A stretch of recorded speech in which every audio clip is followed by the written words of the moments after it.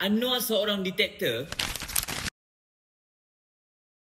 Sebelum PH berkuasa, mereka lah yang lantang untuk mengkritik Azam Baki termasuklah Anwar Ibrahim supaya Azam Baki direhatkan. Kini setelah berkuasa, ramai rakyat mempersoalkan manakah perginya janji reformasi. Jelas Anwar dilihat sebagai detektor kerana isu ini tidak dibincangkan dengan jemaah menteri ataupun pasukan beliau termasuklah anak beliau sendiri. Ini kerana Nurul Izzah sendiri mengkritik bapanya secara terbuka dan menunjukkan perasaan yang tidak senang terhadap bapanya. Sedangkan boleh je beliau mengkritik secara tertutup ataupun direct dengan bapanya. Tetapi tidak. Tak lupa juga kepada timbalan Presiden PKR iaitu Rafizi yang mungkin jadi bekas timbalan Presiden PKR sebelum ini keras mengkritik Azam Baki siap mengeluarkan kenyataan akan mencari Azam Baki apabila berkuasa. Kini beliau juga tidak mampu berbuat apa-apa siap mengeluarkan kenyataan seperti ini. Contohnya, saya tak setuju Azam Baki dilantik. Saya tak boleh nak sebut secara terbuka.